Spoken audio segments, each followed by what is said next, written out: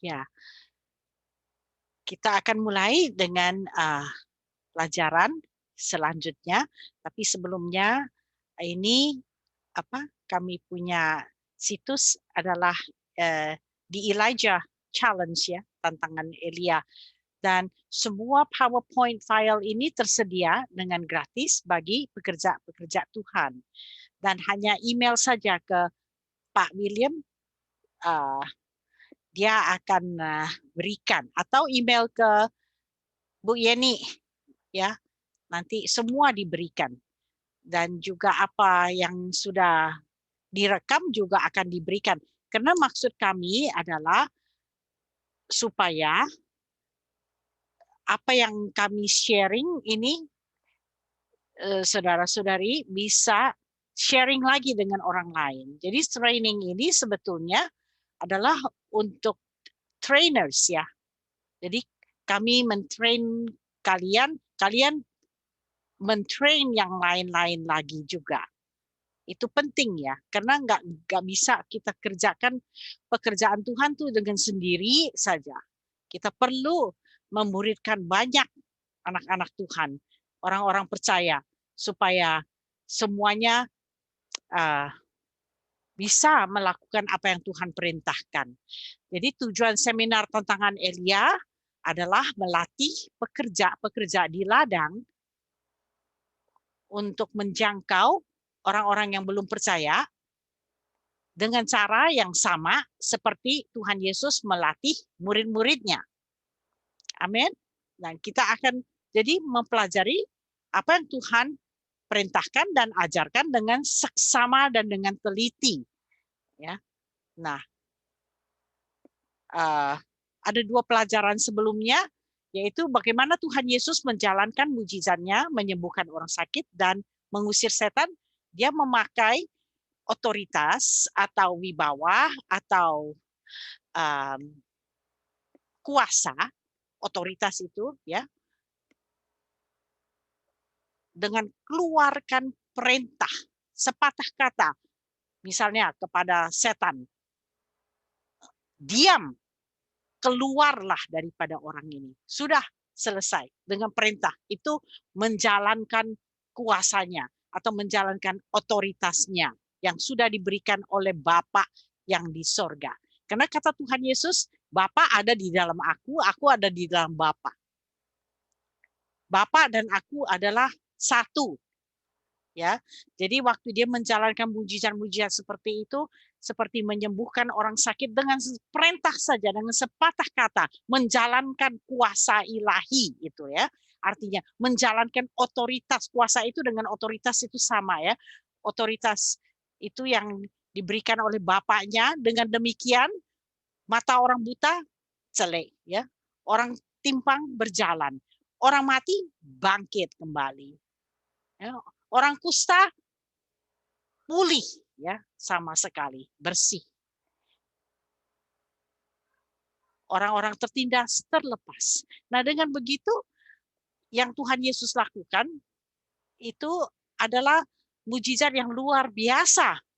Misalnya orang mati itu bangkit kembali. Tidak ada dukun yang bisa mengerjakan itu. Tidak ada ilah-ilah lain yang bisa menjalankan mujizat-mujizat itu. Ya. Dengan demikian Tuhan Yesus menunjukkan bahwa dialah yang diutus oleh Bapa yang di sorga. Bapa Allah yang menciptakan langit dan bumi dan semesta dan segala isinya. Ya. Jadi tidak ada Tuhan yang lain. Tuhan yang kita percaya itu adalah Tuhan nomor 1. Ya. Jadinya waktu Tuhan Yesus menjalankan hal-hal demikian adalah untuk menunjukkan, untuk membuktikan bahwa dialah yang diberikan oleh Bapa daripada surga, yang diutus oleh Bapa daripada Bapa di surga untuk datang ke dunia ini. Dan kalau kita percaya kepadanya, percaya kepada Tuhan Yesus, kita akan selamat dan menerima kehidupan yang kekal. Ya, puji Tuhan. Nah, jadi dan juga Tuhan Yesus sering meletakkan tangan, menjamah orang yang sakit. Ya. Dan dengan jamahannya ada tenaga ya yang keluar daripada tubuh Tuhan Yesus untuk menyembuhkan. Ya. Dan itu adalah di dalam bahasa Yunani itu dunamis, atau di dalam bahasa Indonesia ya kekuatan atau tenaga kesembuhan ya. Dunamis ya. Jadi Tuhan Yesus pakai dua cara untuk menyembuhkan orang sakit dan mengusir setan, memakai otoritas yaitu kuasa atau wibawa, dan memakai dunamis yaitu tenaga atau kekuatan ya. Nah, itu dua ya, power and authority ya, dunamis dan exousia. Nah, itu yang kami telah pelajari selama 2 pelajaran yang lalu. Mari kita, ini situs kita ya. Kalau di sana kami kalau nggak salah juga ada yang dalam bahasa Indonesia, nanti saya cari ya yang bahasa Indonesianya. Nanti akan kami juga kirimkan kepada kalian. Mari kita sekarang, kalau mau tulis email, tulis ke elijah003@gmail.com ya.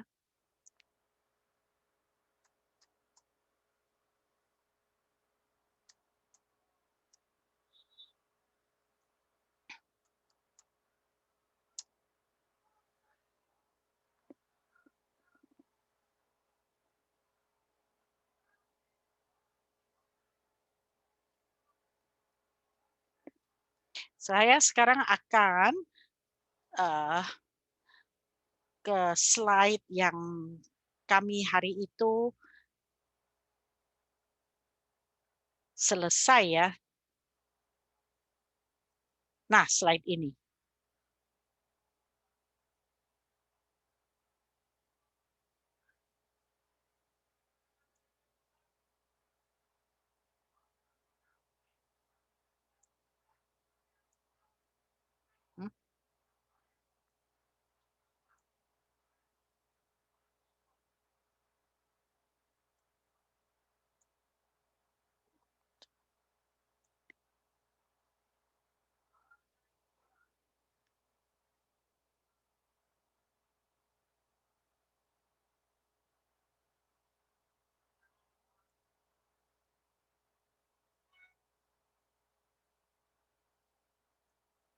Kok saya mau apa? Ini semua mau tunggu ya sebentar.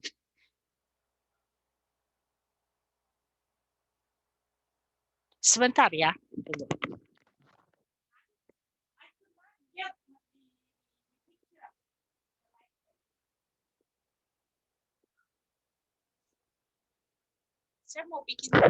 Saya mau buat ini slide.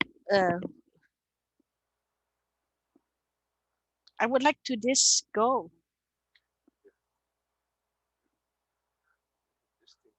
Yeah, I did.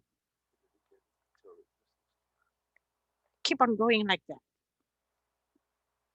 And then I need this. Okay.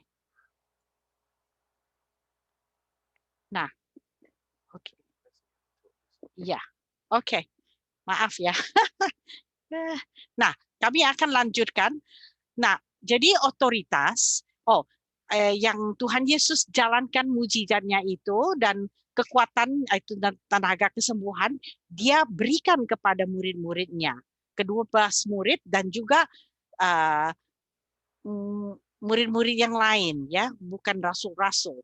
Jadi kami melihat itu ada di Lukas 9 untuk ke-12 rasul dan juga di Lukas 10 untuk ke-70 murid yang biasa seperti kita ini. Jadi tujuannya ya adalah untuk mereka pergi memberitakan Injil dan menyembuhkan orang sakit. Nah, kami akan teruskan ini ya. Nah, sekarang kami sering dengar, wah, aku ini nggak punya karunia nih, karunia kesembuhan. Kalau nggak punya karunia kesembuhan nanti ya nggak bisa nyembuhkan orang sakit, nggak berani. Tapi mari kita lihat ya, Tuhan Yesus menjalankan otoritas dan menjamah orang sakit dengan jamahan itu, dengan tenaga kesembuhan yang mengalir, itu sama tidak dengan karunia kesembuhan? Ada 4 perbedaan.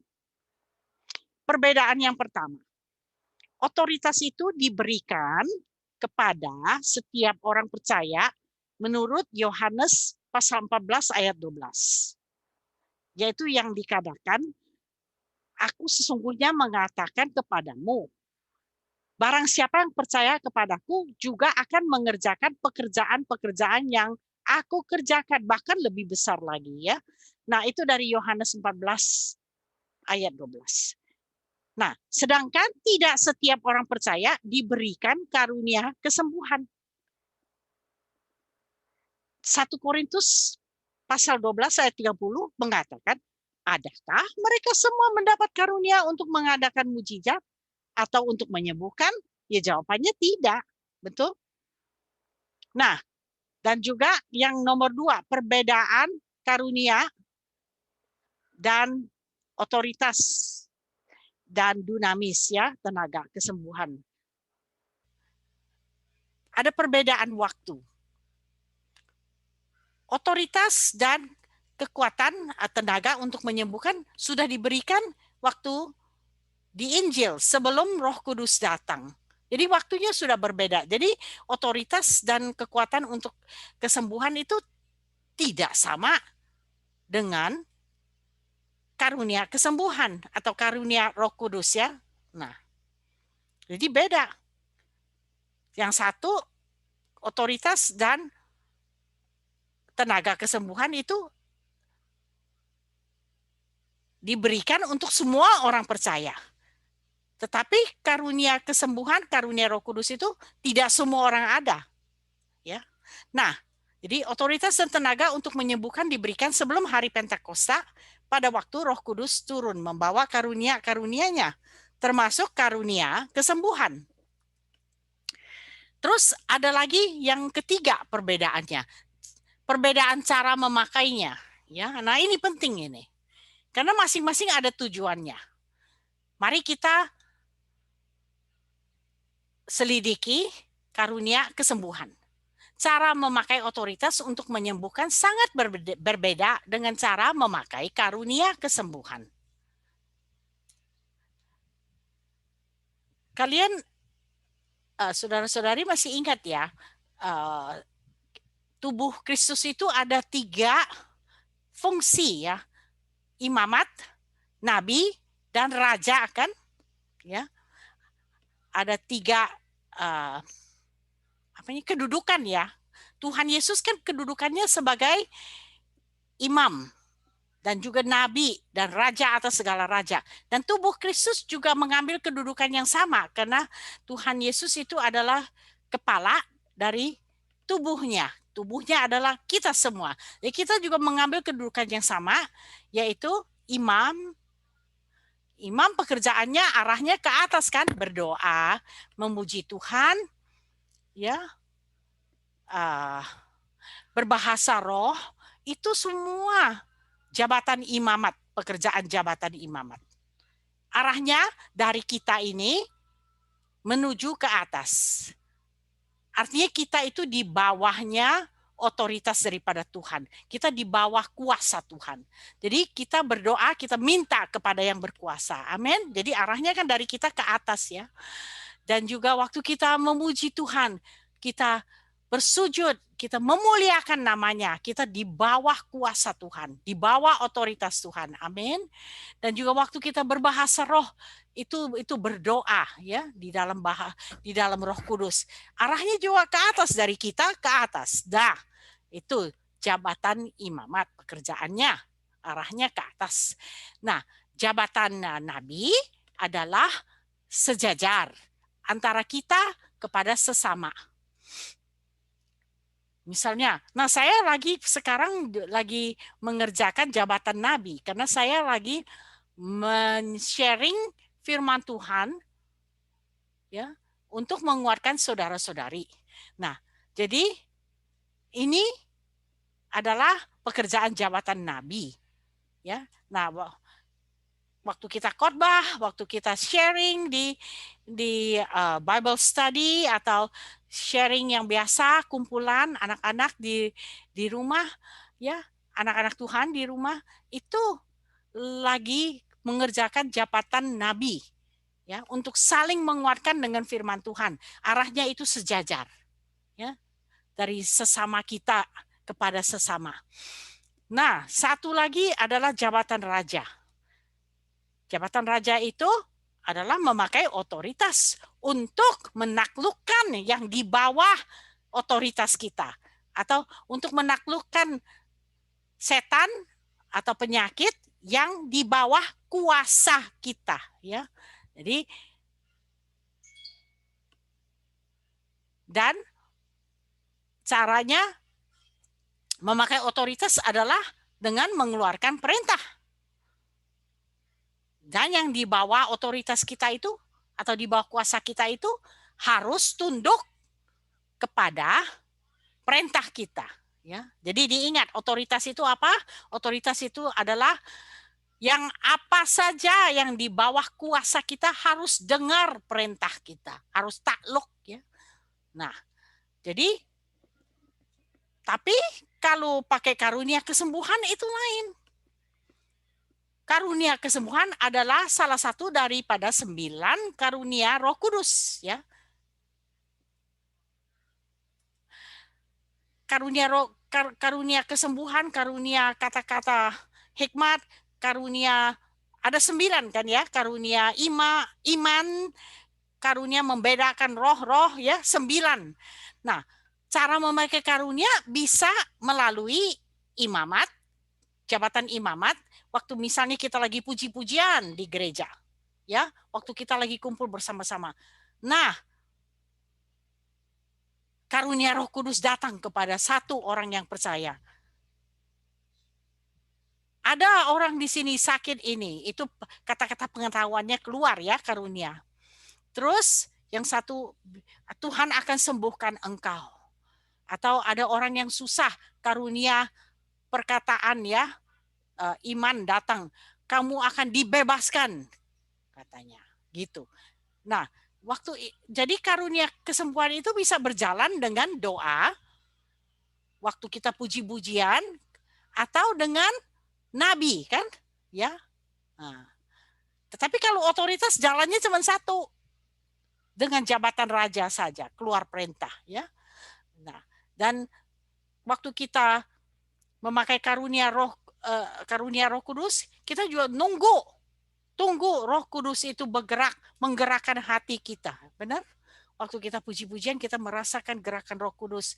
Oh, Roh Kudus mau berkata untuk menguatkan orang ini. Jadi caranya tuh lain, ya.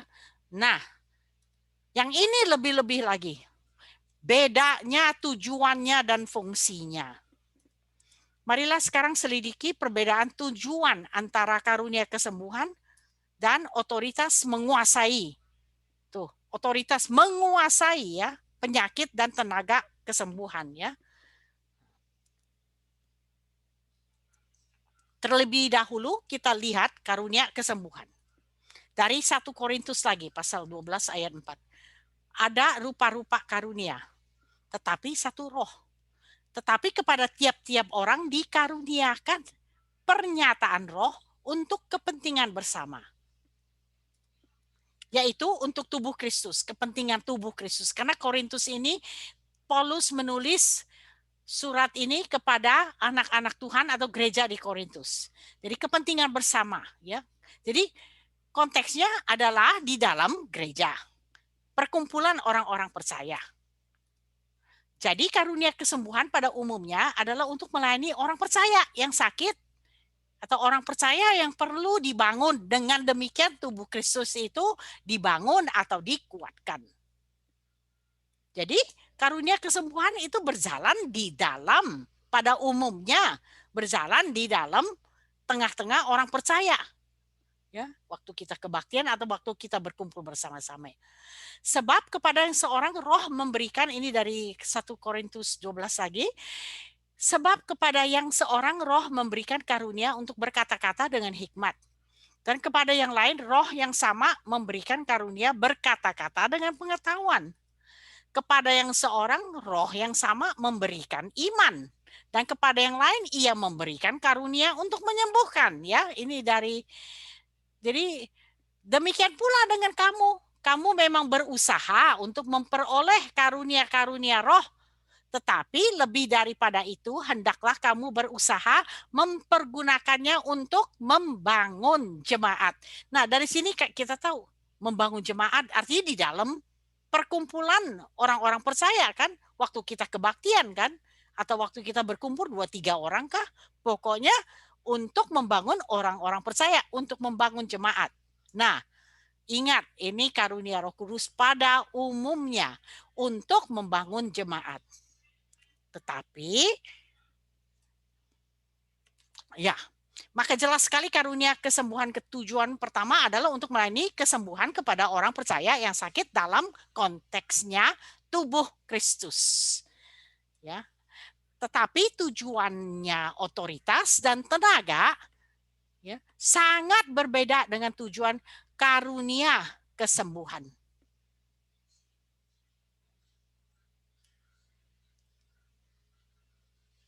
Ini yang kita mau perhatikan ya. Tujuan otoritas dan tenaga sangat berbeda dengan tujuan karunia kesembuhan. Kalau karunia kesembuhan untuk membangun jemaat, otoritas dan tenaga untuk apa? Nah, Lukas 9 ayat 1. Ya. Maka Yesus memanggil ke-12 muridnya. Lalu ke-12 murid itu adalah rasul-rasul, Pak Petrus, ya, Yohanes, Markus, Matius, ya. Lalu memberikan tenaga, ya, tenaga itu dunamis, ya, tenaga kesembuhan, kekuatan, dan kuasa. Kuasa itu adalah otoritas, ya, kepada mereka. Lalu apa? Tuhan Yesus memberikan tenaga dan kuasa kepada mereka untuk apa? Menguasai setan-setan. Kalau menguasai setan-setan artinya setan-setan itu di mana? Di bawah kuasa kita. Di bawah kuasa otoritas kita. Amin. Di bawah kuasa. Ya. Dan juga tenaga dan kuasa ini untuk apa? Untuk menyembuhkan penyakit-penyakit. Saudara-saudari, jadi menguasai setan-setan dan menyembuhkan penyakit-penyakit. Saya ingin kita semua membaca ini dengan seksama. Kalau dulu saya bacanya begini, maka Yesus memanggil ke-12 muridnya, lalu memberikan tenaga dan kuasa kepada mereka untuk menguasai setan-setan dan untuk berdoa untuk orang sakit. Biasanya saya dulu bacanya begitu. Nggak diganti sendiri. Menyembuhkan penyakit. Apa itu menyembuhkan penyakit? Mendoakan orang sakit ya iya, menyembuhkan orang sakit. Menguasai setan, udahlah, lewat aja dah. Nggak peduli. Tapi lihatlah apa yang Tuhan Yesus perintahkan kepada ke-12 rasulnya ya.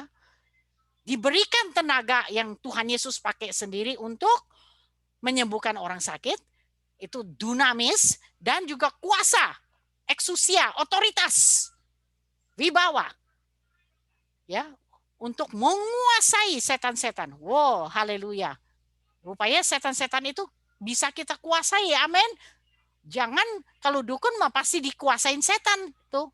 Maka ini kita harus ajar kepada anak Tuhan.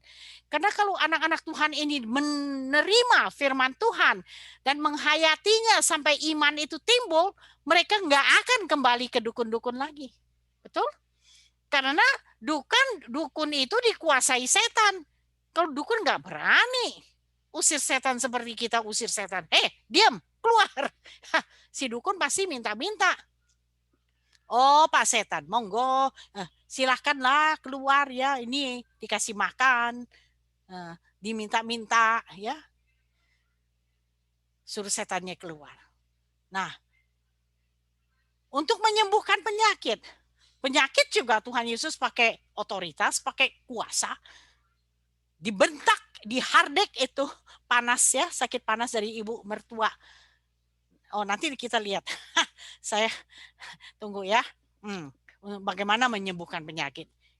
Oh iya, kita lihat ya Tuhan Yesus waktu melayani ibu mertua Simon, ingat gak? Dihardik panas itu, pergi. Maka sembuhlah panasnya, meninggalkan ibu mertua Simon itu. Nah, saudara-saudari, ingat ini ya, ingat. Dan bagaimana? Buat apa ini tenaga dan kuasa untuk menguasai setan dan menyembuhkan penyakit? Untuk memberitakan kerajaan Allah dan untuk menyembuhkan orang. Oh, memberitakan kerajaan Allah. Apa itu menderita? Yaitu kita punya Injil, amin. Yaitu kabar baik ya, keselamatan kerajaan Allah ya.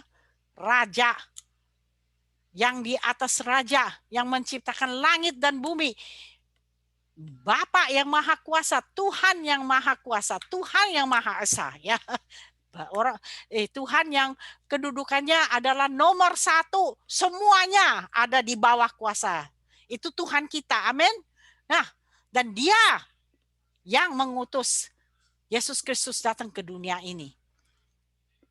Begitu besar kasih Allah akan dunia ini, sehingga dia memberikan anaknya yang tunggal, supaya barang siapa yang percaya kepadanya tidak akan binasa, melainkan memperoleh hidup yang kekal. Haleluya ya. Itulah kerajaan Allah, yaitu raja yang di atas segala raja, memberikan anak satu-satunya, raja juga ya, untuk datang ke dunia ini, menjadi manusia. Untuk apa? Membebaskan kita dari dosa. Nah, saudara-saudari, untuk menyembuhkan orang, kenapa menyembuhkan orang? Bukannya untuk apa? Bukannya untuk menghilangkan dosa, membebaskan kita dari dosa. Gini aja tanya ya. Kalau nenek moyang kita, Adam dan Hawa, tidak berdosa, tidak melanggar perintah Tuhan, apakah ada sakit, penyakit, ada kematian, ada kesengsaraan, ada penderitaan yang tidak bisa dibayangkan di dunia ini ya? Kalau tidak kan? Nah, saudara-saudari, karena kita berdosa manusia, maka kita sakit. Kita bisa mati, kita menderita macam-macam lah ya, karena dosa. Dan dosa itu akibatnya adalah kesakitan. Dan Tuhan datang untuk menyembuhkan orang. Dengan menyembuhkan orang, dia membuktikan dia bisa mengampuni dosa. Amin. Nah, itulah nanti akan diuraikan lagi supaya lebih jelas. Hubungan antara dosa dan kesembuhan ya, apa artinya ya nanti. Apakah tujuan utama otoritas dan tenaga kesembuhan? Tujuannya adalah mengadakan mujizat. Jadi pakai otoritas, pakai tenaga kesembuhan untuk mengadakan mujizat, untuk mengusir setan dan menyembuhkan orang sebagai bukti kepada orang-orang yang belum percaya bahwa Yesus Kristus adalah juru selamat seluruh dunia, satu-satunya jalan kepada Bapa. Namun demikian, ada tumpang tindih antara otoritas dan tenaga dan karunia Roh Kudus. Begini ini artinya. Kalau kita punya karunia kesembuhan misalnya, bisa nggak pakai dengan otoritas dan tenaga? Bisa. Ya, bisa tumpang tindih. Boleh nggak pakai otoritas dan tenaga di dalam kumpulan orang percaya? Ya boleh. Ya, jadi bisa tumpang tindih ya. Jadi artinya kalau kita punya otoritas dan tenaga itu satu senjata ya di tangan kanan. Terus ada karunia Roh Kudus itu satu senjata lagi di tangan kiri. Jadi hebat itu orang lah. Dua-duanya bisa dipakai ya. Otoritas dan tenaga di tangan kanan, karunia Roh Kudus di tangan sebelah kiri. Jadi seperti koboi Amerika pakai 2 tembakan ya untuk memusnahkan pekerjaan musuh. Nah, jadi boleh tumpang tindih memang. Tapi nanti dulu, hari ini kita akan belajar dulu bagaimana jalankan otoritas dan bagaimana pakai tenaga kesembuhan ya. Tugas training tantangan Elia adalah mengajar murid-murid Tuhan bagaimana melayani kesembuhan dalam rangka penginjilan kepada yang belum percaya. Nah, waktu dalam rangka penginjilan lebih cocok kita pakai otoritas dan tenaga karena kita lagi hantam musuh kan. Musuh kita itu kan dosa. Ya, kita akan menghancurkan kuasa dosa yang membuat orang sakit dan membuat orang ditindas oleh setan-setan ya. Jadi kita mengusir setan kan, kita menyembuhkan orang sakit. Jadi itu penting sekali kita pakai otoritas. Karena sekali kita pakai otoritas, orang tahu ini orang bukan datang sebagai dukun ini yang minta-minta kepada setan ya. Tapi ini orang datang dengan kuasa dalam nama Yesus, kuasa dalam nama Tuhan untuk usir setan, untuk sembuhkan orang sakit. Nah itu. Jadi mereka akan mengerti, mereka itu bukan pakai cara minta-minta ya. Setannya yang disembah. Enggak. Setan itu diusir dengan perintah, dengan otoritas. Jadi kita mewakili yang berkuasa. Amin. Ini adalah konteks yang sama dengan konteksnya Tuhan Yesus dan murid-muridnya di keempat Injil. Benar? Di keempat Injil belum ada orang percaya. Semuanya tidak tahu Tuhan Yesus itu siapa. Tapi waktu Tuhan Yesus itu keluar perintah macam itu, suruh setannya diam, keluarlah daripada orang ini, mereka langsung terheran. Kan kata Alkitab, karena dengan wibawa dan kekuatan ya, dia mengusir setan itu. Kata orang-orang itu, mereka menjadi heran ya. Jadi pada waktu kita mengabarkan Injil kepada orang belum percaya, kita harus melayani orang sakit dan yang dirasuki setan dengan cara yang persis sama dengan cara yang dipakai Tuhan Yesus dan murid-muridnya di dalam Injil dan kisah rasul-rasul. Ya, jadi jangan sembarangan kita pakai cara sendiri semau-maunya. Jadi lucu ya. Nah, tahu kemarin ini kah yang kita bilang orangnya ditampar, kita waktu mau ngusir setan kita yang bergetar-getar, kita yang pakai bahasa roh, itu si dukun pikir kita lagi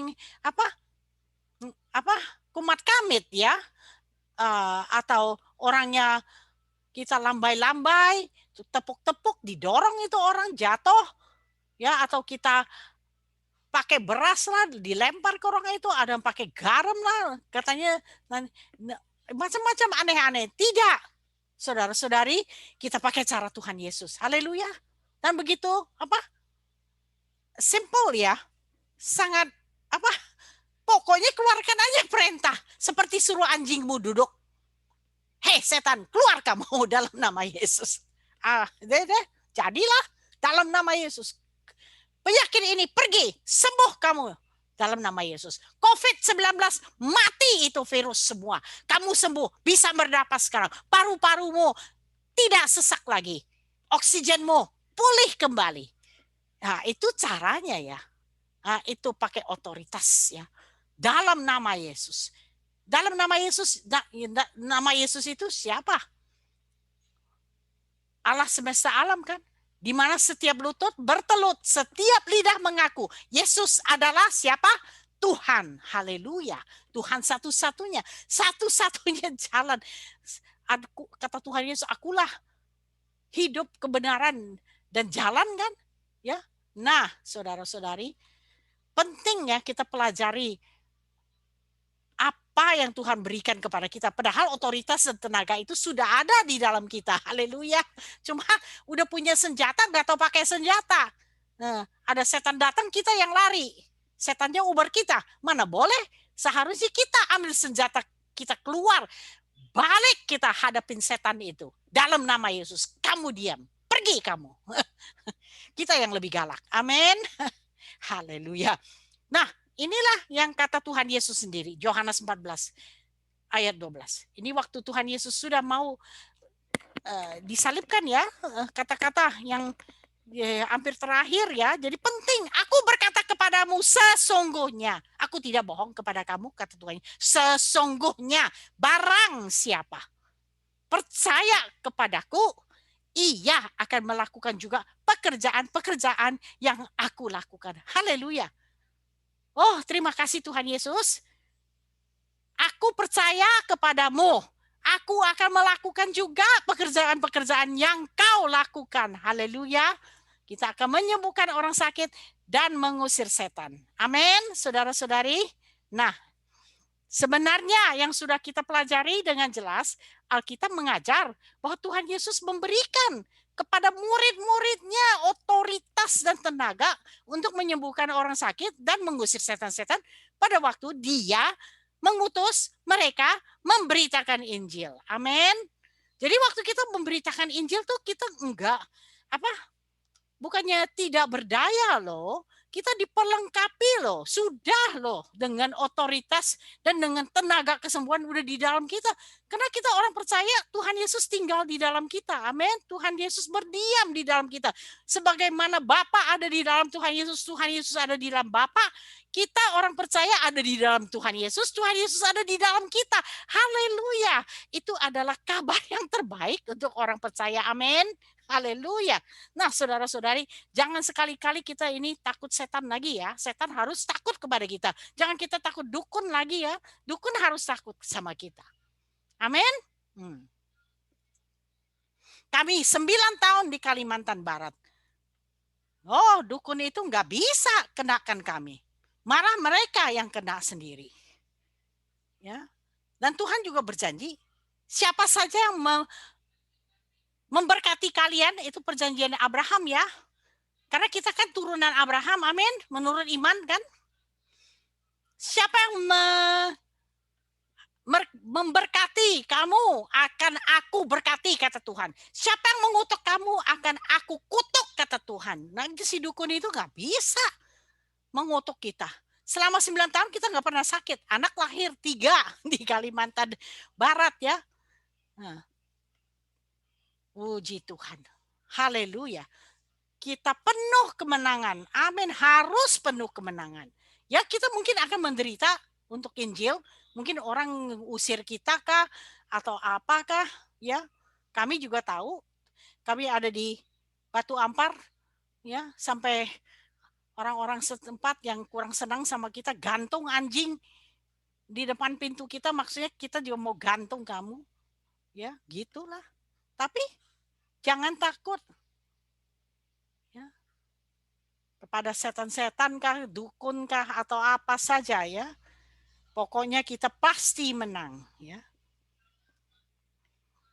Jadi mari kita ulang lagi. Lukas 9 ayat 1. Maka Yesus memanggil ke-12 muridnya. Lalu memberikan tenaga dan kuasa. Power and authority. Dunamis dan exousia. Tenaga dan kuasa. Kepada mereka untuk menguasai segala setan-setan dan untuk menyembuhkan penyakit-penyakit. Sekali lagi, menguasai setan-setan. Jadi setan itu ada di bawah kuasa kita. Amin. Menyembuhkan penyakit-penyakit. Haleluya.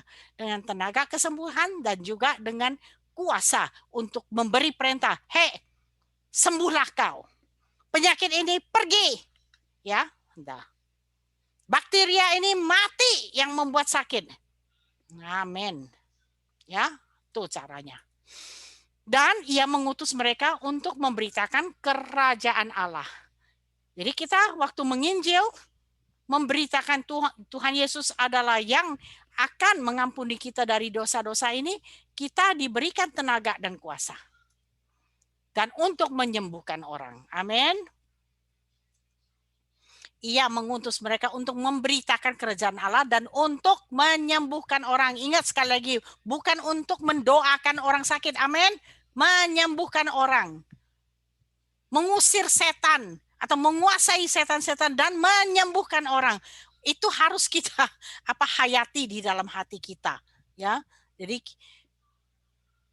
waktu menyembuhkan orang itu, Tuhan Yesus tidak pernah perintahkan murid-muridnya mendoakan orang sakit. Tidak pernah.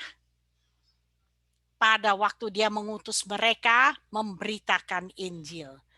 Lain ya kalau dengan di dalam gereja ya, lain caranya. Tapi nanti kita akan uraikan dari surat Yakobus ya, pasal berapa ya? Pasal 4 kalau nggak salah, atau pasal 5. Pokoknya nanti kita akan sharing lagi itu paling belakang mungkin ya, yang sesi ke-9 ya. Alright. Jadi tapi Tuhan benar gak pernah kecari. Coba ada tantangan di sini. Coba dicari Tuhan Yesus pernah nggak perintahkan muridnya mendoakan orang sakit? Ya, dicari coba ada nggak? Sampai ke Kisah Rasul-Rasul pernah nggak tuh Petrus mendoakan orang sakit? Waktu dia ketemu orang yang timpang sedari lahir apa? Oh, emas dan perak aku tidak punya, yang aku punya aku berikan kepadamu. Apa? Terus dia apakan? Perintah apa doa? Dalam nama orang, dalam nama Yesus, dan bagaimana dalam nama Yesus orang Nazaret itu bangun. Terus bagaimana? Orang itu langsung dipegang kan? Ya, seketika itu juga mata kakinya jadi kuat, orang itu langsung melonjak. Haleluya. Nah, tuh Kisah Rasul-Rasul. Petrus tidak doakan orang itu, langsung aja diperintah. Ya, suruh berdiri. Yang aku emas perak aku nggak punya, yang aku punya aku berikan kepadamu. Apa yang dia punya? Otoritas, betul tidak? Dalam nama Yesus orang Nazaret itu, bangkitlah kau. Haleluya. Ya. Sebaliknya Tuhan Yesus perintahkan mereka supaya menyembuhkan orang sakit. Sekali lagi, mulai dari hari ini kita tidak akan mendoakan orang sakit. Kalau waktu kita menginjil ya, kita akan menyembuhkan orang sakit dengan jalankan otoritas. Apa saja yang di bawah otoritasmu harus tunduk kepada perintahmu. Jadi kita harus belajar bagaimana keluarkan perintah. Amin. Kita seringkali perintah manusia aja. Ini itu. Suami kita kah, istri kah, anak kita kah, kita pandai perintah ya. Tapi saudara-saudari, coba belajar pakai otoritas ini untuk perintah. Otoritas yang Tuhan berikan untuk perintah setan dan perintah penyakit pergi keluar. Amin. Kenapa murid-murid Tuhan Yesus pada zaman ini lebih suka mendoakan orang sakit? Nah, kita tanya dah. Apa perbedaan antara berdoa untuk orang sakit dan menyembuhkan orang sakit sama seperti yang Yesus lakukan? Ada perbedaannya. Berdoa untuk orang sakit dan menyembuhkan orang sakit seperti yang Tuhan Yesus lakukan. Ada beda? Beda jauh atau beda sedikit? Yang mana resikonya lebih ringan?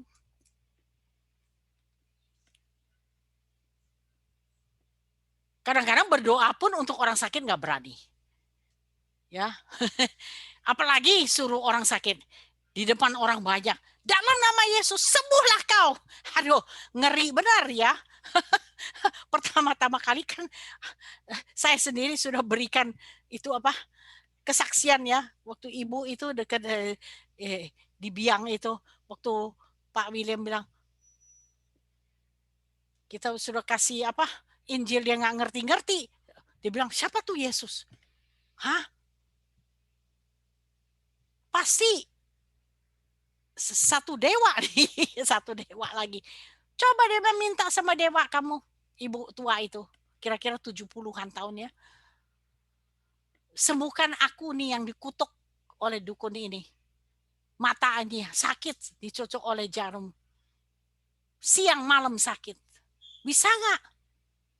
Tuhanmu itu atau dewamu itu, dewamu katanya. Dia pikir kita dukun kali ya. Dukun. Bisa nggak? Ini singkirkan ini, kutuk ini. Aku kena tulah katanya dari orang-orang dukun itu. Ya saya nggak berani bilang apa-apa. Yang saya tahu, wah ini mah mesti percaya ya Tuhan Yesus dulu. Kalau percaya nanti aku berdoa ya kamu sembuh lah, boga-boga. Tapi Pak William yang hanya percaya Tuhan 2 tahun sebelumnya nggak tahu apa-apa, nggak tahu tradisi gereja, nggak tahu kebiasaan apa-apa, yang dibaca cuma di dalam Alkitab saja. Dia bilang begini, kalau ibu sembuh nanti ya waktu setelah dilayani, nggak dibilang setelah didoakan, nggak, tidak, ibu harus percaya ya. Wah, saya waktu dengar begitu saya jadi kaget, jadi takut sendiri. Kalau nggak sembuh gimana? Tapi Pak William karena yang dibaca dari Alkitab begitu ya dia jalankan saja. Langsung dia letakkan tangannya atas matanya, langsung dibentak dalam nama Yesus, kutukan ini hancur, kamu sembuh. Wah, tidak sakit lagi. Terus suruh saya tanya kepada dia. Tanya, sudah sembuh nggak? Kan Pak William ini cuma bisa bahasa Inggris. Saya kan bisa bahasa Indonesia ya. Aduh, saya bilang, mana boleh ditanya. Kalau nanti ditanya dia bilang lebih sakit lagi, kamu gimana? Muka kita mau ditaruh kemana? Ayo tanya. Oh, pelan-pelan saya bilang, Bu, gimana sih rasanya? Si ibu bilang, Pak, itu waktu tadi kamu jampe-jampe. Mantra-mantra. Saya merasakan loh. Ada perasaan yang sejuk turun dari mata saya sampai ke hati saya. Terus saya bilang, Bu, sembuh? Enak benar, sembuh. Haleluya. Aduh, baru. Terus dia bilang, kamu harus percaya Tuhan ya. Karena tadi udah ditantang kan. Kalau kamu sembuh, nanti harus percaya Tuhan Yesus ya. Aduh, dia bilang, saya mau percaya Tuhan Yesus. Dari situ ya, dia dan sekeluarganya percaya Tuhan Yesus loh. Dalam 3 bulan kami dapat 50 keluarga ya. 1 di Biang, desa Biang, 1 di desa Menjaya. Itu berdekatan, hanya bisa dengan perahu saja sampai ya. Nah, sampai hari ini ada 2 gereja di Biang, 1 di Menjaya, 1. Anak-anak Tuhan di situ semua ada. Itu sudah 40 tahun yang lalu, tahun 79, saudara-saudari. Dan kami mengajar mereka yang sama. Dan anak-anak yang kami latih, ya kalau 40 tahun yang lalu ya mereka masih kecil kan, ya sekarang sudah besar.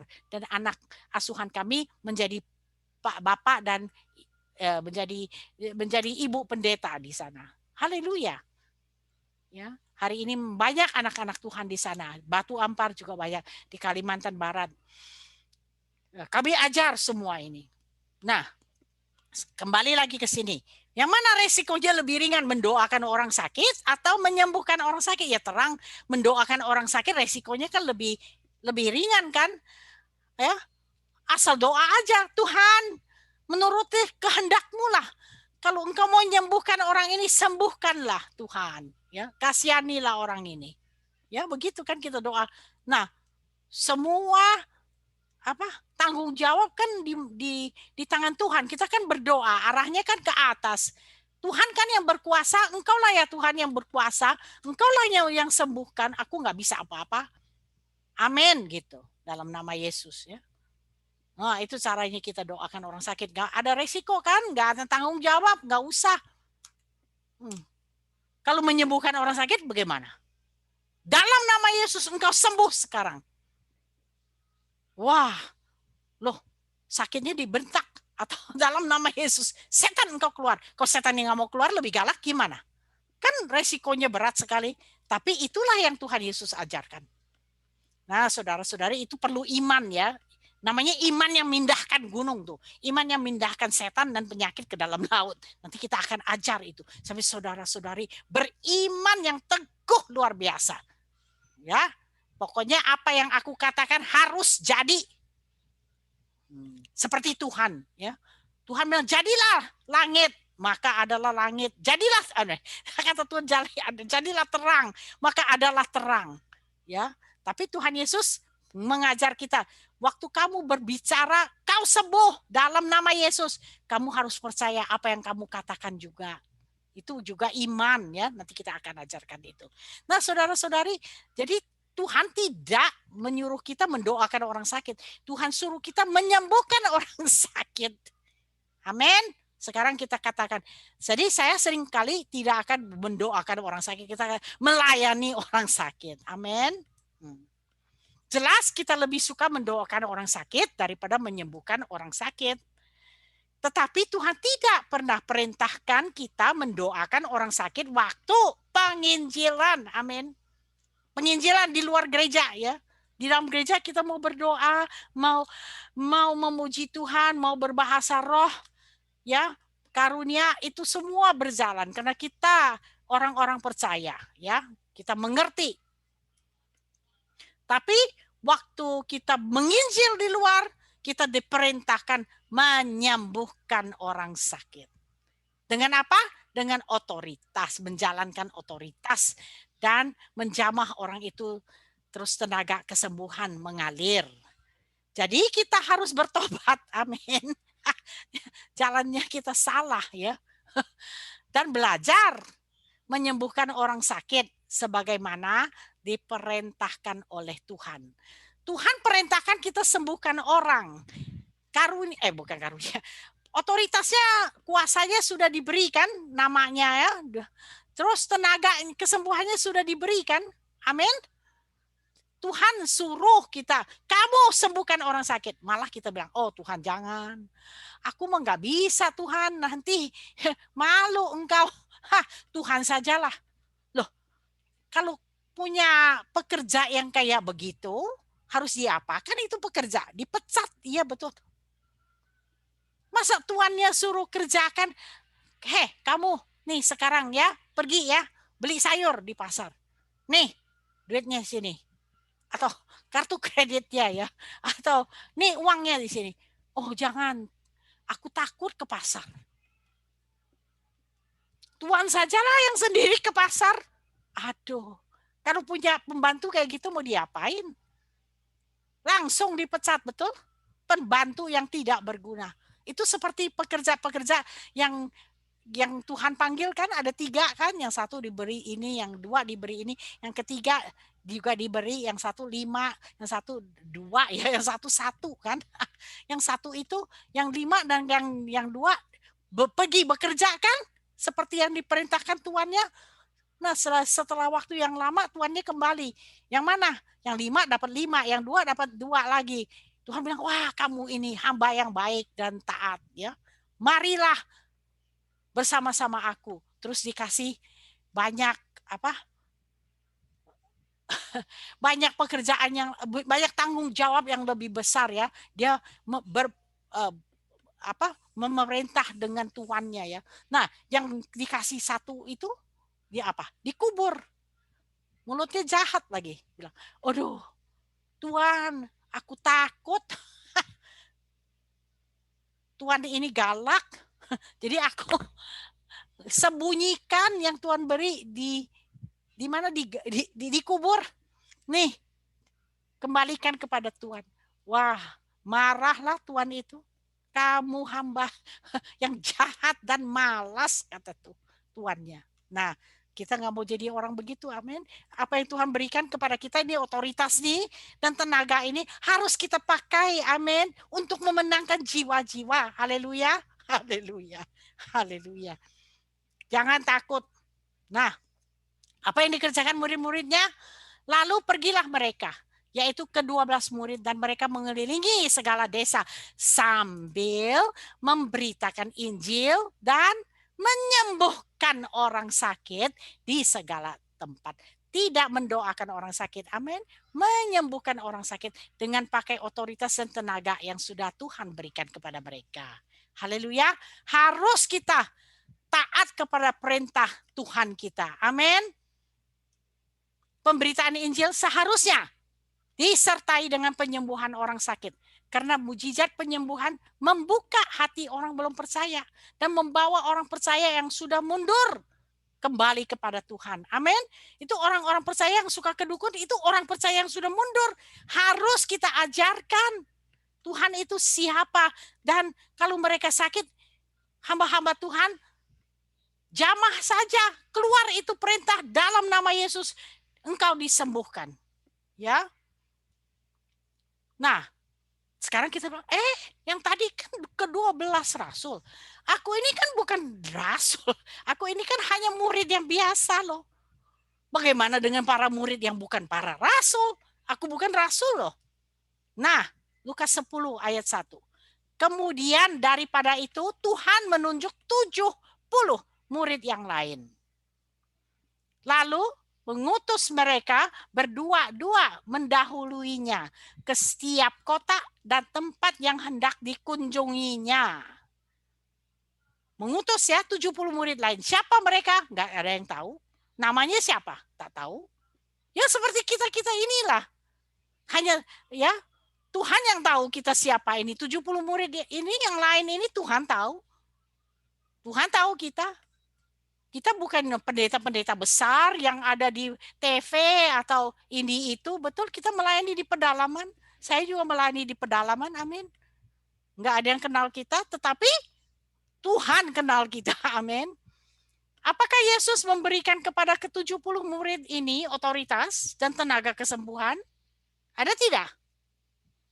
Apa perintah Tuhan? Sembuhkanlah orang-orang yang ada di situ. Lah, kalau udah diperintahkan suruh sembuhkan, bukan berdoa kan? Kalau disuruh berdoa ya nggak ada otoritas kan? Sembuhkanlah. Dengan apa kita bisa sembuhkan orang-orang di situ? Dengan otoritas, makanya otoritas juga sudah diberikan kepada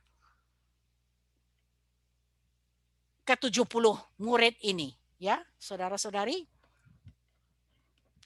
Dan kemudian katakanlah kepada mereka, kerajaan Allah sudah dekat padamu. Sembuhkan dulu, terus beritakan Injil. Ya, saudara-saudari, sering kita pakai cara begini. Kita nggak bilang apa-apa dulu, sembuhkan dulu. Orangnya kan sakit. Ke orang sakit dia mau mendengar Injil, dia mau sembuh dulu, betul kan? Dia lagi sakit-sakit, orang satu rumah juga pusing kan? Khawatir orang itu sakit hampir meninggal atau bagaimana. Sembuhkan orang-orang dulu di situ. Baru kemudian mereka terheran-heran karena orangnya sembuh, kita beritakan Injil. Otoritas untuk menyembuhkan juga diberi kepada ke-70 murid yang bukan para rasul. Pada waktu mereka diutus memberitakan kerajaan Allah. Setiap murid yang diutus sebagai saksi Yesus diberi otoritas dan tenaga ini. Kita semua diberi. Amin. Seperti yang Tuhan Yesus katakan. Yohanes 14 ayat 12. Sesungguhnya barang siapa yang percaya kepada aku juga akan mengerjakan pekerjaan-pekerjaan yang aku kerjakan. Amin. Nah, tuh. Kita semua diutus sebagai saksi. Amin. Untuk Tuhan Yesus Kristus. Lukas 10:9. Sembuhkanlah orang-orang yang ada di situ dan katakanlah kepada mereka, kerajaan Allah sudah dekat padamu. Apakah kehendak Tuhan supaya saudara memberitakan kerajaan Allah kepada orang yang belum percaya?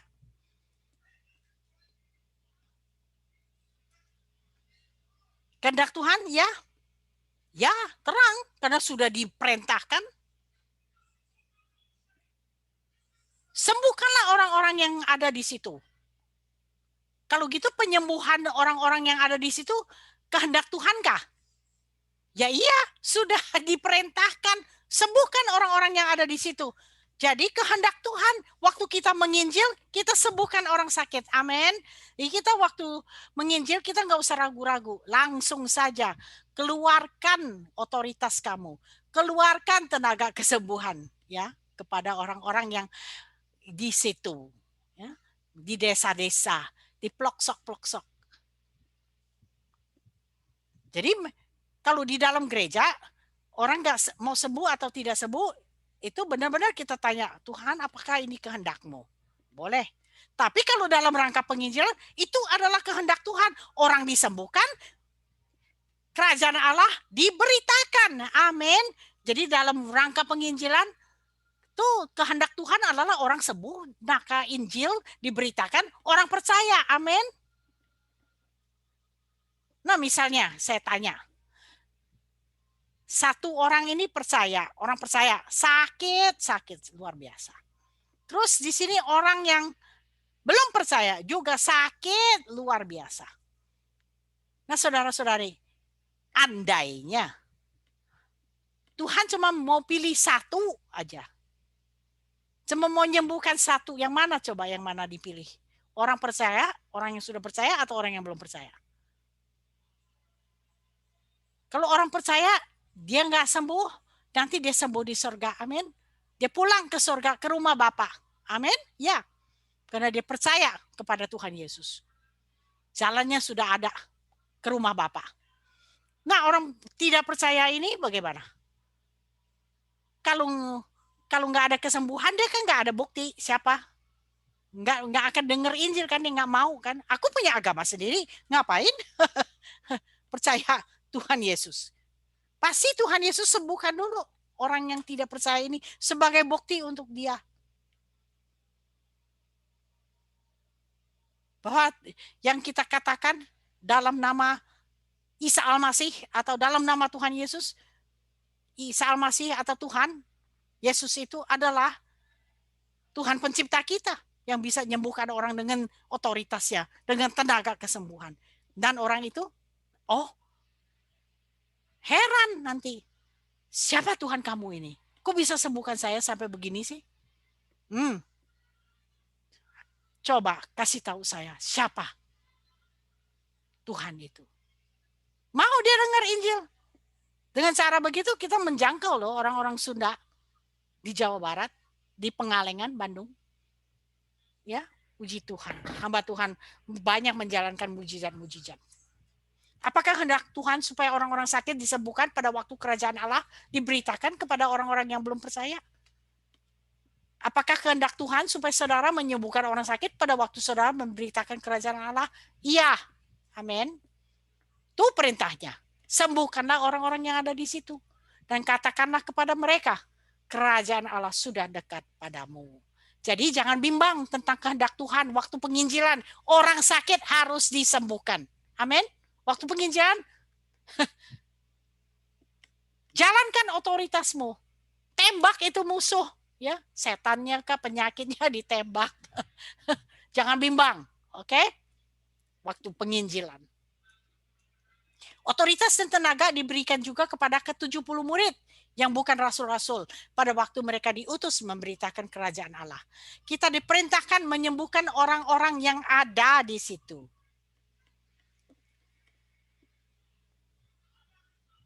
Jadi perintah ini tidak bergantung kepada bimbingan Roh Kudus, melainkan kepada konteksnya penginjilan dan yang sudah tertulis di dalam Alkitab. Amin. Karena kita selalu, nggak ada bimbingan aku, terus nggak ada bimbingan Roh Kudus nih. Aku nggak rasa nih bulu tengkuk ini berdiri nih. Aku nggak rasa gemeter nih, nggak ada bimbingan Roh Kudus nih. Jadi aku tidak berani nih. Sembarangan nggak ada bimbingan Roh Kudus mau menyembuhkan orang. Saudara-saudari, Tuhan Yesus ada perintahnya yang tertulis di dalam Alkitab, itu lebih terdahulu loh. Roh Kudus itu selalu bekerja dengan apa yang sudah tertulis, apa yang sudah diperintahkan oleh Yesus. Amin. Jadi, gue jam 10 udah ke kamar. Dalam konteksnya penginjilan, penting sekali kita turuti perintah yang Tuhan Yesus sudah perintahkan. Amin. Udah. Itu dari bawah lu. Iya jam 10. Iya betul. Nah, sebaliknya, HP masih di atas ranjang. Enggak aku pinggirin.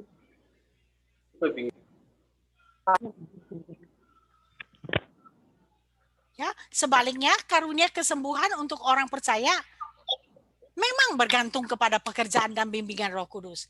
Nah, kalau waktu kita di perkumpulan orang-orang percaya, kita tunggu gerakan Roh Kudus. Amin. Karena karunia Roh Kudus. Ya, karunia Roh Kudus itu ya perlu bimbingan Roh Kudus. Amin. Jadi lain ya fungsinya, caranya, waktunya, keadaannya. Jadi saudara-saudari, kalau kita waktu menginjil itu simple ya jadinya. Nggak rumit-rumit ya. Kehendak Tuhan adalah waktu kita menginjil, kita menyembuhkan orang sakit dan mengusir setan. Dan hasilnya baik sekali. Dengan cara begitu, kita banyak mendapatkan buah-buah ya di mana-mana. Ada 50 negara yang kami sudah merintis ya, orang-orang percaya, pendeta kah, penginjil kah, anak Tuhan kah, ya. Pokoknya mereka kalau sudah latihan begini, mereka sangat berhasil untuk pekerjaan Tuhan. Apalagi waktu sekarang ya, kedatangan Tuhan sudah dekat, tapi masih belum kedatangan Tuhan, belum. Karena amanat agung belum selesai. Kalau amanat agung belum selesai, Tuhan Yesus tidak datang. Amanat agung itu harus selesai. Di Indonesia saja masih banyak suku-suku yang belum tercapai, kan? Suku-suku terabai di pedalaman segala macam. Kita harus latih anak-anak Tuhan supaya bisa menjangkau mereka. Kita sendiri gak bisa menjangkau semua orang, amin. Jadi kita latihan. Kita sendiri belajar bagaimana Tuhan Yesus mengajar kita. Kemudian kita ajarkan kepada mereka supaya mereka bisa melakukan apa juga yang Tuhan Yesus lakukan. Amin. Itulah memuridkan namanya. Otoritas dan tenaga untuk menguasai penyakit dan setan dibagikan kepada siapa saja yang diutus Tuhan untuk beritakan kerajaan Allah kepada orang yang terhilang. Amin. Jadi kita semua diberikan ini tenaga dan kuasa, otoritas ya. Pokoknya mau menjadi saksi untuk Tuhan Yesus pasti diberikan. Sudah ada karena Tuhan Yesus tinggal di dalam kita. Amin. Lukas 10 ya. Tadi Lukas 10 ayat 9 kan, sekarang Lukas 10 ayat 17. Ada nggak mereka diberikan otoritas untuk usir setan? Coba. Kemudian ke-70 murid itu kembali dengan gembira dan berkata, Tuhan, juga setan-setan bagaimana? Takluk kepada kami demi namamu. Takluk. Jadi setan itu di bawah kuasa siapa? Di bawah kuasa kita kan? Takluk kepada kami. Amin. Takluk kepada kami. Haleluya. Dan saudara-saudari ingat ya, setan itu harus takluk kepada kita demi nama Tuhan Yesus.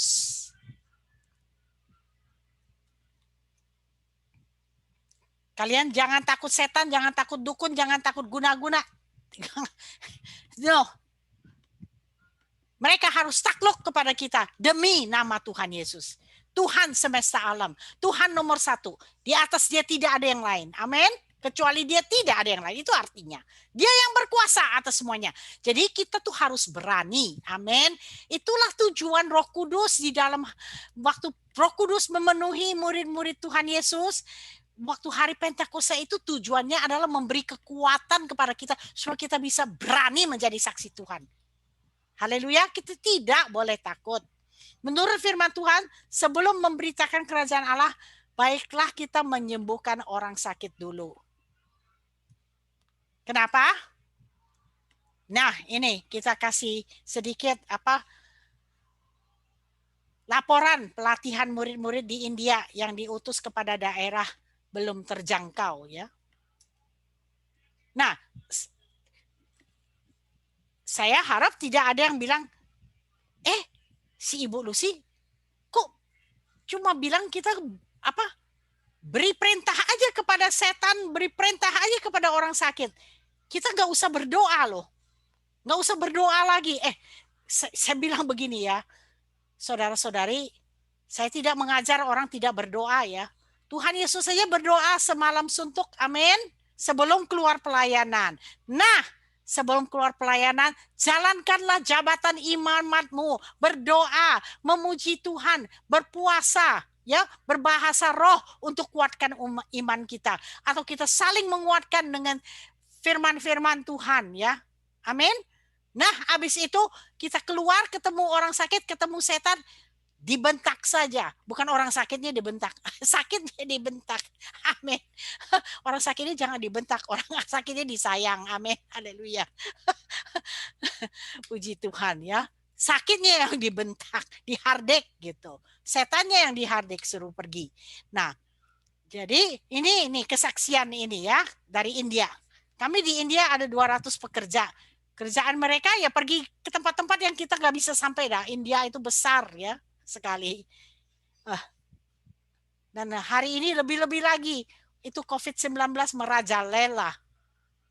Tapi kami punya, bukan kami punya, pekerja-pekerja Tuhan yang di ladang itu juga sangat rajin loh. Mereka pergi mengunjungi, melayani, bawa makanan segala ya.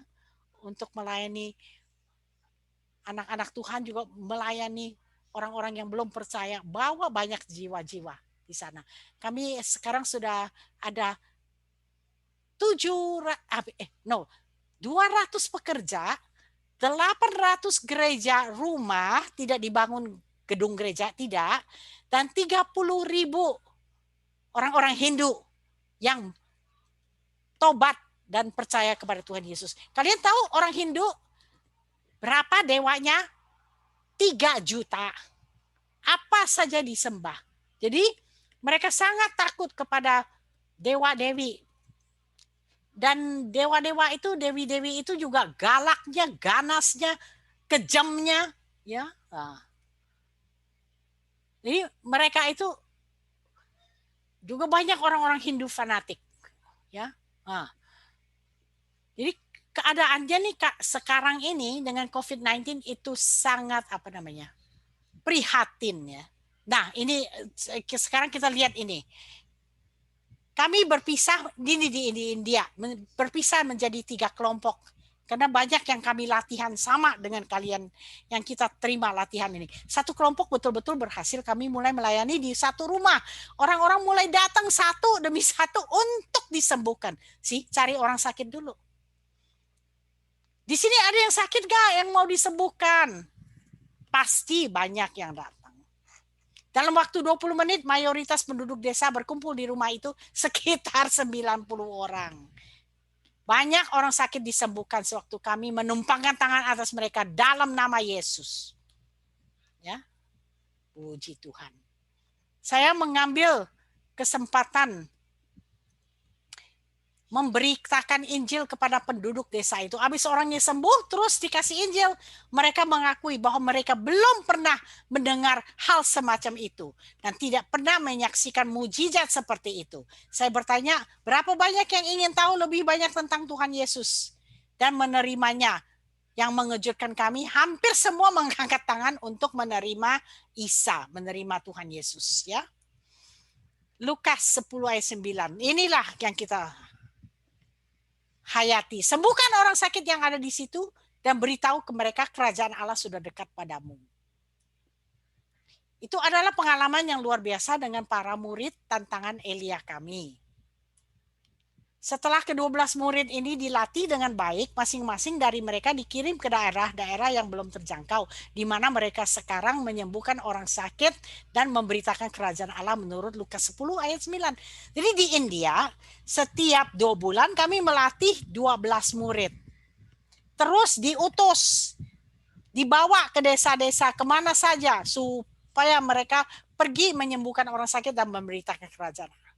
Makanya kami selama dari tahun 2018 ya sampai sekarang di India kami ada 200 ya kira-kira murid-murid yang terlatih macam begini. Nah, laporan dari murid-murid yang diutus ya. Ini di India nih.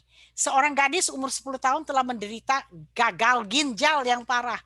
Karena dokternya kira tidak ada harapan lagi, dia tidak mau menemui dia. Dokternya angkat tangan lah. Pasti dia akan mati. Penglihatannya sudah terpengaruh dan dia menjadi buta. Tetapi tidak ada yang mustahil bagi Allah yang hidup.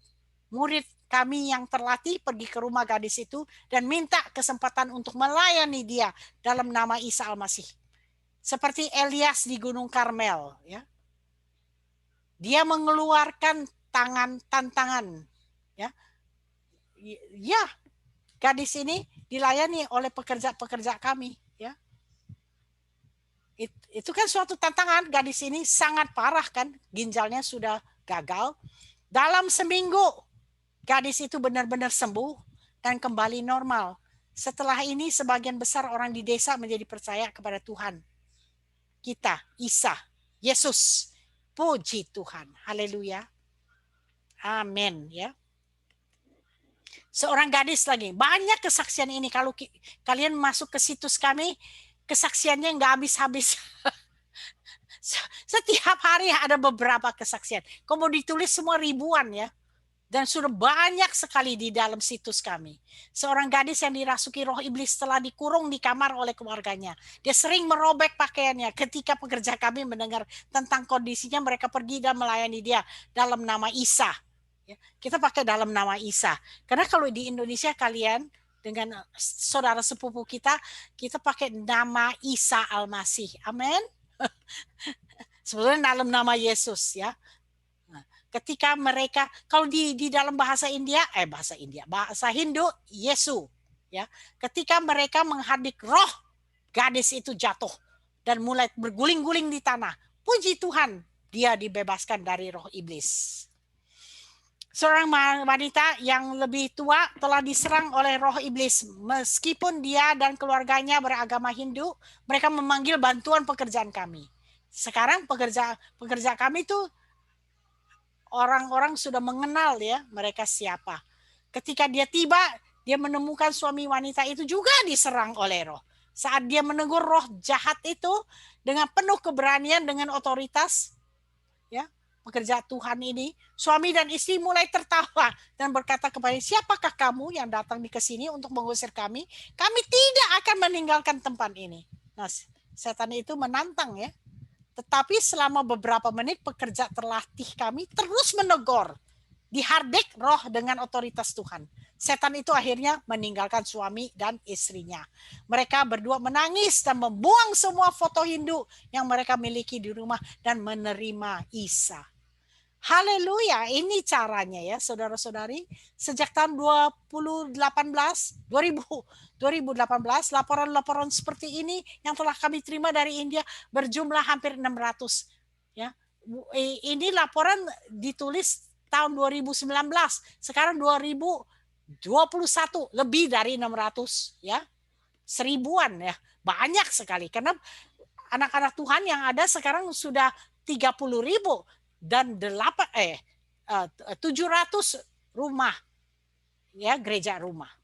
Sesudah terjadi mujizat dahsyat untuk orang sakit, keluarganya seringkali mau ada gereja rumah dimulai di rumahnya. Mereka tidak mau penyakit atau setan itu kembali. Dengan demikian sejak tahun 2018, sekali lagi, ini laporan 2019, ya. Jadi 500 gereja rumah ditanam di India. Jadi sekarang sudah ada 2021 700 lebih, ya, rumah gereja rumah. Karena ada COVID, mereka itu kan lockdown, ya, tapi mereka tetap masih pergi dan masih terus berkembang. Haleluya. Apakah panen ini bisa terjadi di Indonesia juga? Haleluya. Amin. Bisa, pasti, ya, bisa. Amin. Tetapi harus ada murid-murid yang terlatih menyembuhkan orang sakit dan mengusir setan-setan sebagaimana Yesus sendiri lakukan. Amin. Ya. Nah, sekarang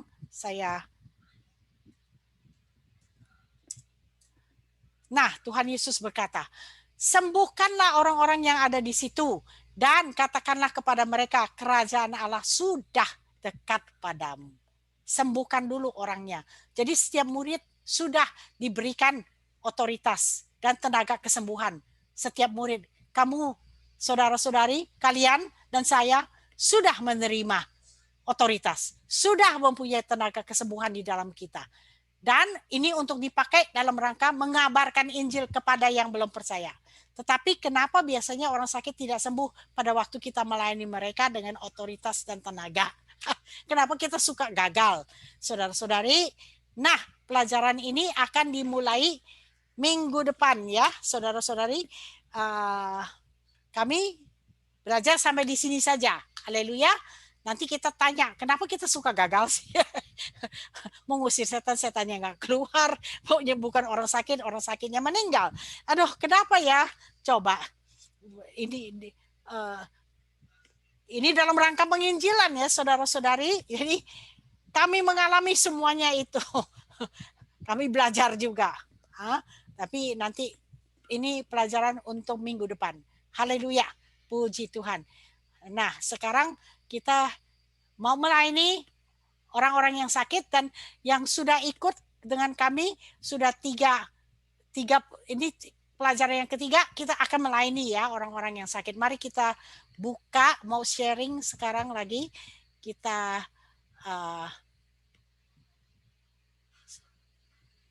Bu Yeni ya, coba bagaimana? Coba Bu Yeni yang jadi co-host deh. Tadi ada yang mau didoakan dari Ibu. Mau dilayani.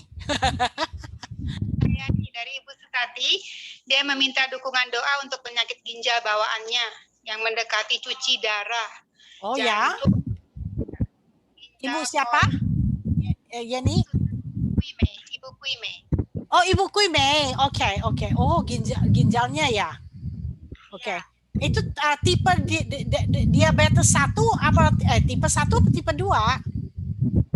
Ibu bisa menanyakan langsung pada Ibu Kuime. Ya, Ibu Kuime, tolong dia tolong dibuka suaranya. Kita sama-sama melayani ya semua. Biasa dokter bilang stadium 4, nggak tahu, saya kurang ngerti sih. Oke.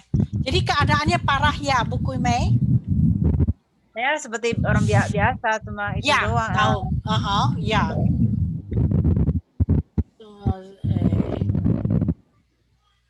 Oke. Kita semua sama-sama ya melayani Ibu Kuime ya. Juga boleh buka tapi banyak mic yang banyak yang jadi banyak apa namanya? Oke. Nah, oke, kita sama-sama ya. Ginjal. Jadi di pinggang ya. Kuime, tolong tangannya diletakkan ya di atas pinggang ya, di sedikit belakang ya. Diletakkan di sana. Kita waktu melayani sekali lagi ingat ya, kita lagi akan melakukan, kita akan perintahkan ya, jadi mata kita terbuka. Kalau Ibu Kuime bisa videonya dibuka, bukan videonya apanya? Oke, kita bisa lihat. Tunggu. Buka, kayaknya buka deh. Udah buka deh. saya ini masih apa nih? Oke, tunggu ya. Udah buka.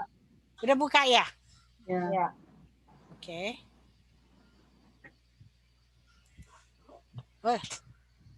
Kok saya nggak ngelihat siapa-siapa? Kalian bisa lihat saya? Iya, bisa. Aduh, saya ini masih belajar ini apa nih? Loh, tunggu ya. Sharingnya udah selesai. Aku mau stop share ya. Oke. Stop share. Oh, nah, oke. Oke, now we're Nah, letakkan tangan ini di pinggang. Mata kita boleh terbuka, kita boleh lihat ke pinggang kita juga ya. Ya nggak usah lihat lah, nggak bisa lihat di depan sih. Ginjal itu di belakang ya, sedikit ya. Oke. Ayo Jenny, kita semua Ibu Naomi, kita semua sama-sama ya layanin Kuime ya. Nah, Kuime tangannya diletakkan ya di belakang sini di pinggang. Ya, kan di situ ya dua-duanya ya. Ya. Oke, sama-sama yuk kita ya, ikut saya ya. Kita perintahkan mata kita terbuka ya. Oke. Begini dulu. Karena Kuime sudah percaya Tuhan ya. Anak Tuhan kan? Ya. Oke. Nah, kalau kita anak Tuhan, begini saja, kita sama-sama. Karena kita semua anak Tuhan di sini, kita lagi belajar. Jadi begini dulu. Kita boleh berdoa dulu. Amin, berdoa dulu. Kenapa saya mau berdoa dulu? Karena saya mau minta Tuhan mengampuni kesalahan dosa kita ya semua.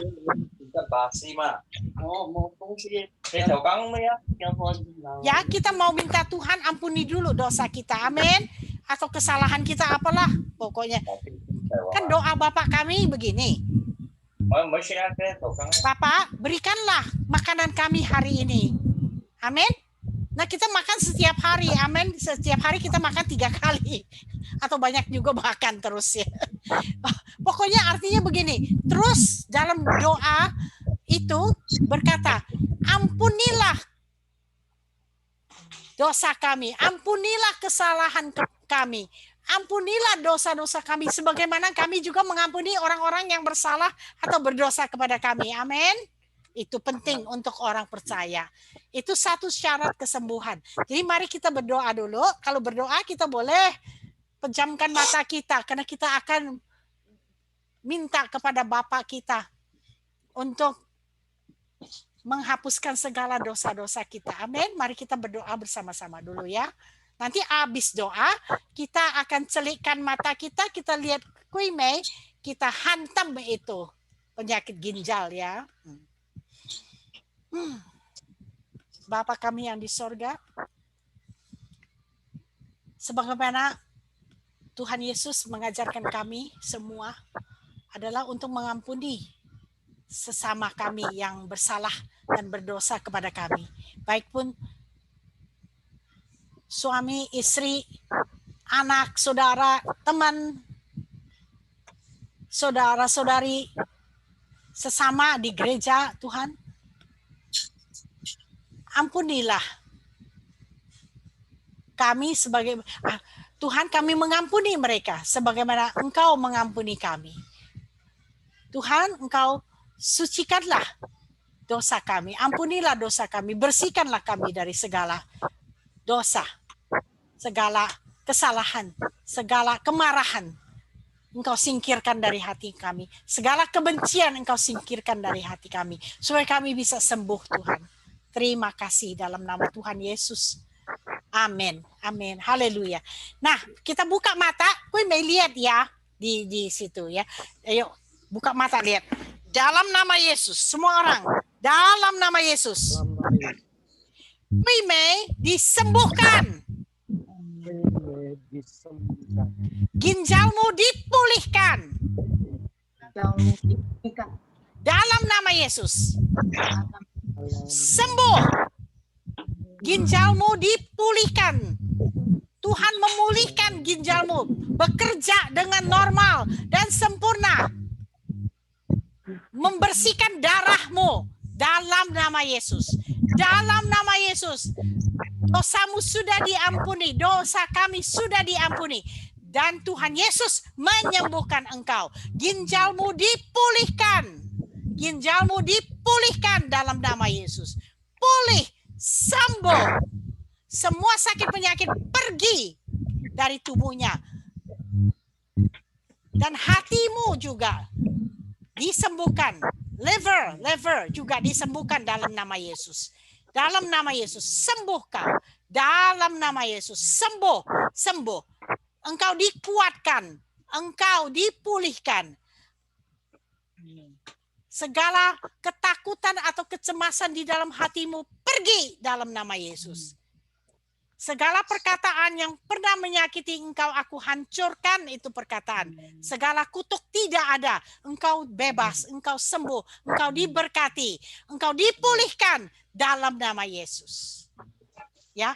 Nah, Kui Mei, lakukan yang sama ya setiap hari. Ya. Lakukan yang sama.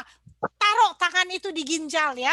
Terus katakan, sembuh ginjal ini. Sembuh ginjal ini dalam nama Yesus. Ya, caranya begitu. Ya, jangan putus, oke? Kamu udah doa terus ya. Nah, habis doa, terus celikan matamu, lihat itu ginjal dalam nama Yesus sembuh. Gitu ya. Bisa? Ya. Bisa ya? Nah, jangan putus asa. Dengan Tuhan selalu ada harapan. Haleluya. Ya. Jadi terus saja jalan ya. Ini namanya mindahkan gunung. Gunungnya sedikit besar, tapi tidak ada yang mustahil untuk Tuhan dan tidak ada mustahil untuk orang yang percaya. Amin. Kamu orang yang percaya, ya, haleluya. Tuhan sembuhkan dalam nama Yesus. Ya, terus kasih laporan ya dengan Yeni atau dengan saya siapa saja ya, kasih laporan. Amin. Pasti ada kemajuan. Dites itu darah atau A1C-nya ya. A1C atau ya, Tuhan berkati. Oke. Ya. Yeni, ada apa lagi? Ada siapa lagi yang perlu dilayani? Ini bagaimana dengan Ayah Juni dengan Bapak Suryali Jun? Apakah masih mau didoakan yang menderita demensia dan stroke-nya? Oh ya, terus kita. Ya. Kita yang siapa ya? Kemarin ini ya, yang punya demensia ya. Ya, ayahnya. Iya. Oke. Terus ya. Mari kita layani lagi. Pak siapa namanya ya? Soyarli. Pak Soryadi ya. Pak Soryadi, Tuhan sembuhkan engkau. Biarlah syaraf-syaraf di dalam otakmu, mari kita sama-sama ya, biasakan ya. Sama-sama ayo. Pak Soryadi, dalam nama Yesus, mari kita semua. Pak Soyarli, dalam nama Yesus. Syaraf-syaraf di otakmu disembuhkan. Saraf-saraf di otakmu disembuhkan. Sembuh. Semua demensia pergi. Dalam nama Yesus. Dalam nama Yesus. Kalau ada tekanan cairan di otak itu yang membuat dia jadi demensia, pergi, bengkak semua, pergi dalam nama Yesus. Dalam nama Yesus. Nah, waktu kita perintah, kita jangan kecil-kecil suaranya. Ya, kalau memang di rumah sakit ya kita jangan menjerit-jerit, benar. Tapi kita sama-sama, mari kita hantam ya itu musuh ya. Benar? Ya, ayo. Dalam nama Yesus. Dalam nama Yesus. Pak Suryadi. Pak Suryarli. Sembuh. Sembuh. Sembuh total. Sembuh total. Syaraf-syaraf otak semua pulih normal. Saraf-saraf di otaknya semua pulih normal. Iya, dalam nama Yesus. Dalam nama Yesus. Dan tangan kaki semua bebas bergerak normal. Dan di tangannya semua bebas bergerak dan normal. Dalam nama Yesus. Dalam nama Yesus. Tuhan Yesus sembuhkan Pak Sunarli. Sembuhkan Bapak Soyarli. Ya, nah pelayanan macam begini kita teruskan ya. Pernahkah saya berikan satu kesaksian? Waktu saya melayani di India, ada 250 hamba-hamba Tuhan. Terus mereka bawa satu orang yang tuli. Dari lahir. Saya melayani 11 kali loh di depan orang. Yang pertama kali, 1 kali sampai ke 6 kali, Pak William yang layani. Itu orang mah sampai jengkel dia. Nggak bisa dengar. Pokoknya kepalanya digoyang-goyang dah. Marah dia. Terus akhirnya Pak William ya udah suruh saya yang maju. Ya oke dah Pak ya. Oke. Pikiran saya, kamu ini tuli dan gagap ini harus pergi. Dan saya mulai perintah ke 6 kali, ke 7 kali, dia masih nggak bisa dengar, nggak bisa apa-apa. Ke 8 kali, ke 9 kali, ke 10 kali. Nah, semua itu hamba-hamba Tuhan yang 250 itu yang kami sedang ngajar ini, kan lagi lihat ini gurunya nih. Gurunya ini bisa apa enggak? Tapi mereka itu lihat guru ini pantang mundur kan. Berani maju terus. Oh, mereka semua berdiri. Ayo, Ibu Pendeta, ayo langsung maju terus. Mereka semua berdiri. Saya bilang, ayo kita sama-sama hantam ini. Nah, roh tuli atau roh apa yang buat dia tuli sampai gagap dari lahir loh. Umur udah 40-an. Yang ayo mari semua ke 9 kali, masih belum ke 10 kali, masih belum, dia masih begitu marah. Ke 11 kali. Dalam nama Yesus, tuli ini, telinga ini terbukalah, lidah ini terlepaslah dalam nama Yesus. Tahu nggak? Katanya, ya. Saya bisa dengar. Dia nggak bisa ngomong, mulutnya masih. Kita bilang, ya, cek begitu, dicoba, ya, bisa. Ketawa dia besar sekali. Terus kita bilang, coba dengar ya, haleluya. Dia ikut loh. Belum sempurna, ya, begitu. Waduh, itu 250 hamba Tuhan sampai berteriak-teriak, bersorak-sorak. Nah, itu di Punjab ya, India. Hari ini mereka sampai ke perbatasan Kashmir. Nah, Kashmir itu kan antara India dan Pakistan ya. Mereka membawa firman Tuhan ke sana. Puji Tuhan ya. Nah, waktu itu kalau kami mundur, ya udahlah. Gagal ya. Tapi jangan mundur saudara-saudari, biarpun gagal jalan terus. Amin ya. Haleluya. Puji Tuhan dan tekun ya, tekun. Kalau Tuhan Yesus pernah menyembuhkan orang buta 2 kali, kita boleh juga jalan terus ya. Amin. Haleluya ya. Nah, saudara-saudari, oke ya. Terus ya melayani apa dengan telepon kah atau dengan apa, pokoknya dilayani terus dalam nama Yesus. Sembuh ya. Di Malaysia ada satu saudara, dia kasih tahu sama kita, dia orang full gospel. 2 orang baru terima pelajaran ini, pergi ke rumah sakit, ini orang udah koma udah sebulan. Dia bilang, kami datang ya menurut apa yang Bapak dan Ibu sudah ajar kami, ya kami lakukan, letakkan tangan. Orang itu hari kedua, hari ketiga makin baik, tahu-tahunya bangun loh orangnya. Gak koma lagi. Aduh, kami juga bilang, haleluya Tuhan, yang mustahil jadilah ya. Dengan orang yang beriman tidak ada yang mustahil. Amin. Ya. Jadi diteruskan saja ya. Oke. Masih siapa lagi yang perlu dilayani? Kalian juga mulai belajar ya. Dan waktu keluarkan perintah kita harus ya kayak tidak, kamu yang pergi, aku dalam nama Yesus. Ya, gitu ya. Bukan mesti menjadi suara besar sekali, tidak perlu, tapi harus tegas dan ya gitu ya. Puji Tuhan. Ya nih, masih ada apa lagi? Tidak ada lagi dari saya. Tidak ada lagi ya. Nah, jadi nanti kita